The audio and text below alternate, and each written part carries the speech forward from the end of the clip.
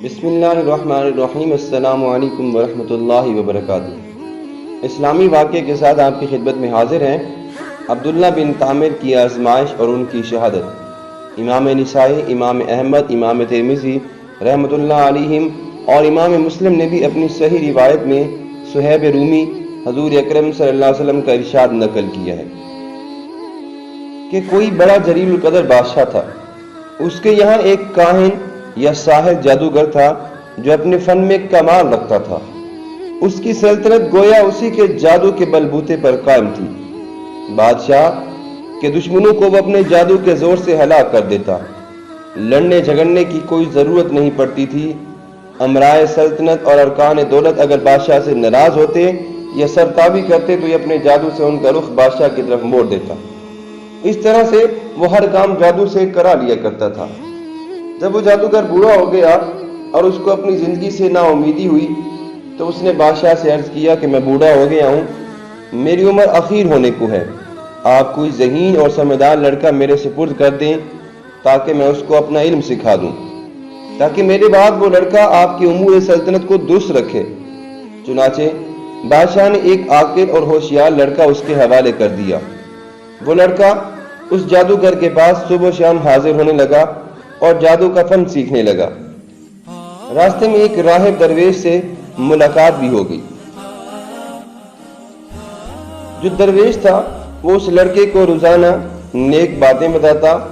اب لڑکے کا معمول بن گیا کہ وہ جادوگر کے پاس جانے سے پہلے راہب کے پاس پہنچتا اور اس کی باتیں سنتا۔ راہب کی باتوں سے اس کا دل بڑا متاثر ہوا۔ راہب نے اس لڑکے کو دین حق اور توحید کی تعلیم دینی شروع کی تو وہ لڑکا ایمان لے آیا۔ یہ لڑکا جادوگر کے پاس جاتے ہوئے راستے میں راہب کے پاس ٹھہر جاتا تھا اور دیر ہو جانے کی وجہ سے جادوگر اس لڑکے پر غصہ ہوتا اور اس کو مارتا پیٹتا۔ لڑکا کہہ رہا تھا مجھے گھر میں دیر ہوگی۔ آخر جادوگر نے بادشاہ کے پاس شکایت کی۔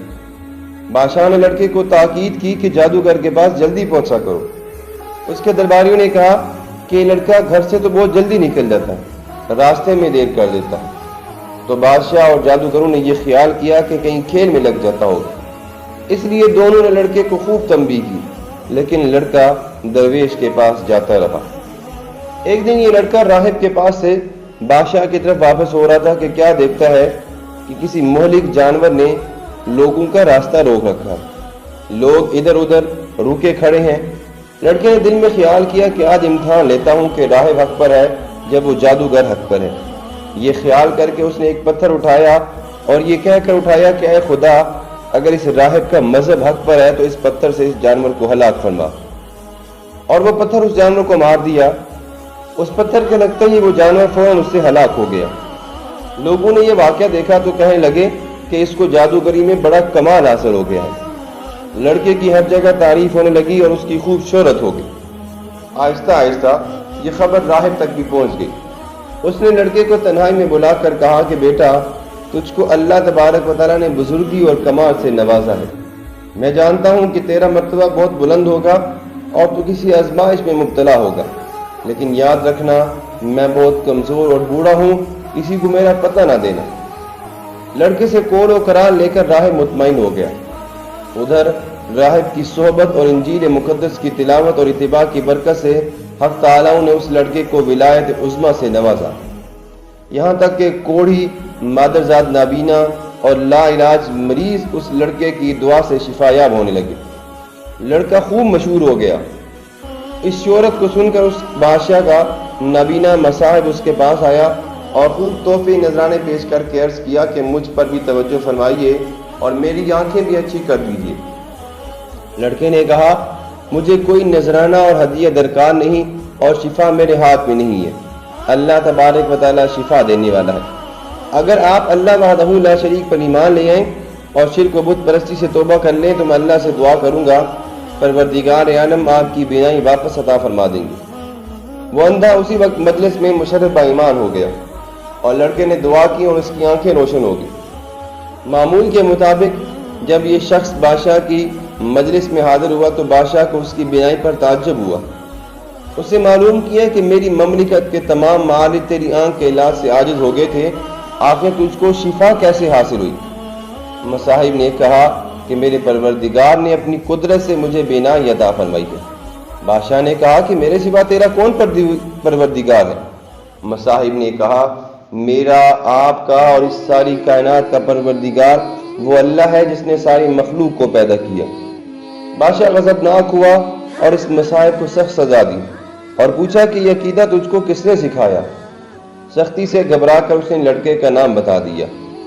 بادشاہ نے لڑکے کو بلایا اور کہا کہ تجھ کو میری پرورش اور میری جادوگر کے فیض سے یہ کمال حاصل ہوا ہے۔ لڑکے نے کہا کہ میرے اور آپ کے جادوگر کے ہاتھ میں شفا نہیں ہے، یہ اللہ کی قدرت پر موقوف ہے۔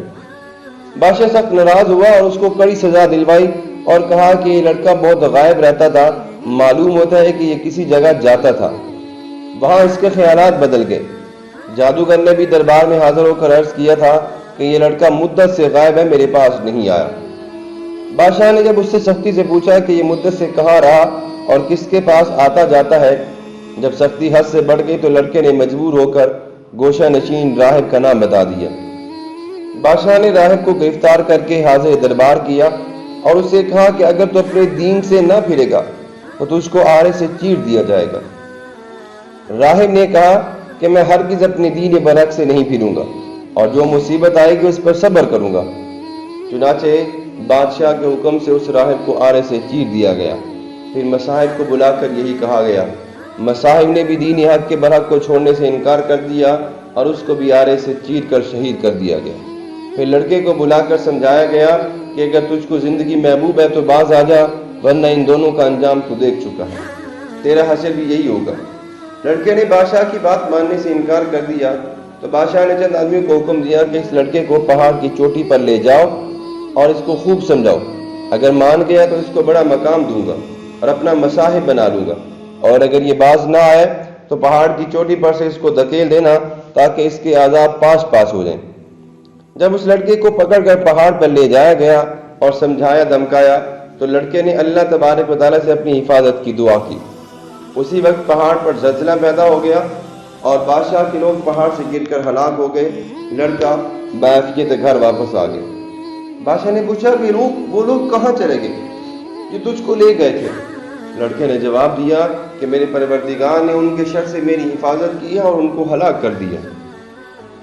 بادشاہ نے دوسرے چند آدمیوں کو حکم دیا کہ اس لڑکے کو ایک کشتی میں سوار کر کے دریا میں لے جاؤ تاکہ یہ اپنے دین سے باز آ جائے، اگر یہ باز آ جائے تو بہتر ہے ورنہ دریا میں پھینک دو۔ چنانچہ وہ لوگ اس کو دریا میں لے گئے اور سمجھایا۔ لڑکے نے پھر دعا کی تو کشتی الٹ گئی اور شاہی لوگ غرق ہو گئے اور لڑکا صحیح سالم واپس آ گیا۔ بادشاہ نے ماجرا پوچھا تو لڑکے نے پورا قصہ بیان کر دیا۔ اس لڑکے نے کہا کہ اے بادشاہ، تو مجھے مار نہیں سکتا، ہاں تجھ کو میرا قتل ہی مقصود ہے تو اس کی تدبیر میں بتاتا ہوں، اگر وہ تدبیر تو اختیار کرے گا تو مجھ کو مار سکے گا۔ بادشاہ نے تدبیر پوچھی تو لڑکے نے کہا کہ اس شہر کے تمام لوگوں کو شہر سے باہر ایک میدان میں جمع کر لے اور مجھ کو سولی پر چڑھا کر ایک تیر اپنی درکت سے نکال کر کلمہ بسم اللہ ربی ھذا الغلام کہہ کر وہ تیر میرے مار، میں مر جاؤں گا۔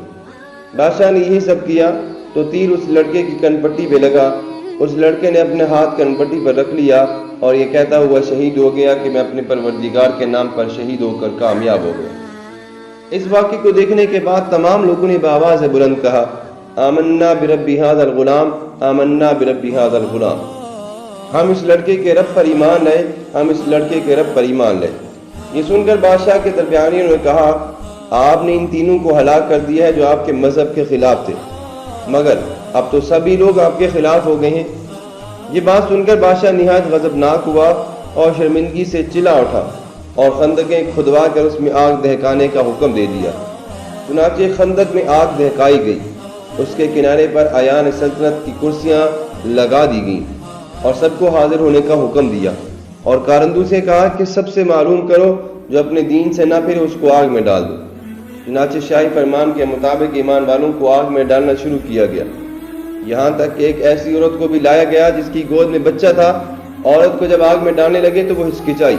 بادشاہ نے کہا کہ عورت کو رہنے دو، پہلے اس کے بچے کو آگ میں ڈال دو، شاید اس طرح وہ اپنے ایمان سے واپس ہو جائے۔ چنانچہ اس کے بچے کو آگ میں پھینک دیا گیا۔ بچے نے بلند آواز سے کہا کہ اماں جی آپ صبر کریں اور بلا گھبراہٹ بسم اللہ پڑھ کر آگ میں کود پڑیں۔ یہ آگ گل و گلزار بن جائے گی۔ عورت یہ سن کر بغیر کسی گھبراہٹ کی آگ میں کود گئی اور وہ آگ ایسی بڑھ گئی کہ اس نے بادشاہ اور اس کے مصاحبین کو، جو کہ کرسیوں پر بیٹھے مظلوموں کو جلنے کا تماشا دیکھ رہے تھے، سب کے سب کو جلا کر خاک کر دیا۔ حضرت ربیع بن انس فرماتی ہیں کہ اللہ تبارک و تعالیٰ نے ان مسلمانوں کی آگ میں گرنے سے پہلے ہی ان کی روح قبض کر لی تھی۔ اس طرح سے ان کو اس آگ کی تکلیف سے اللہ تبارک و تعالیٰ نے محفوظ رکھا۔ لڑکے کا نام عبداللہ بن تامر بتایا جاتا ہے، اور یہ بھی لکھا جاتا ہے کہ یہ واقعہ یمن کے شہر نجران میں پیش آیا تھا، اور اس حادثہ میں اس ظالم بادشاہ کا نام ذو نواس تھا۔ اس نے تقریباً 20,000 آدمیوں کو آگ میں ڈال کر شہید کیا تھا۔ یہ لڑکا عبداللہ بن تامر جس مقام پہ مدفون تھا، حضرت عمر فاروق رضی اللہ تعالیٰ عنہ کے زمانہ خلافت میں اتفاق سے کسی ضرورت کی بنا پر وہ زمین کھودی گئی تو اس میں عبداللہ بن تامر کی لاش صحیح و سلامت اس طرح سے برآمد ہوئی کہ وہ بیٹھے ہوئے تھے اور اس کا ہاتھ اپنی کن پٹی پہ رکھا ہوا تھا۔ کسی دیکھنے والے نے ان کا ہاتھ جگہ سے ہٹایا تو خون جاری ہو گیا، پھر وہ ہاتھ اسی پہ جگہ پہ رکھ دیا تو خون بند ہو گیا۔ اس عبداللہ بن تامر کے ہاتھ میں ایک انگوٹھی تھی جس پر اللہ ربی لکھا تھا۔ عامر یمن نے اس واقعے کی اطلاع فوراً عمر فاروق رضی اللہ تعالیٰ عنہ کو دی۔ عمر فاروق رضی اللہ تعالیٰ عنہ نے جواب میں لکھا کہ ان کو ان کی سابقہ حالت پر انگوٹھی سمیت دفن کر دو۔ چنانچہ ایسے ہی کیا گیا، اور یہ واقعہ بخاری مسلم شریف میں بھی موجود ہے۔ محترم سامعین، اس واقعے سے ہمیں یہ سبق ملتا ہے کہ ایمان پر جب استقامت کے ساتھ انسان ڈٹ جائے تو یقیناً اللہ کی مدد ضرور آتی ہے۔ لہٰذا وقتی آزمائشوں سے نہیں گھبرانا چاہیے، بلکہ ایمانی استقامت کا مظاہرہ کرنا چاہیے، چاہے اس کے لیے جان ہی کیوں نہ دینی پڑے۔ اللہ تبارک و تعالیٰ اس واقعے سے صبر حاصل کر کے ایمان پر استقامت سے قائم رہنے کی توفیق عطا فرمائے۔ آمین یا رب العالمین۔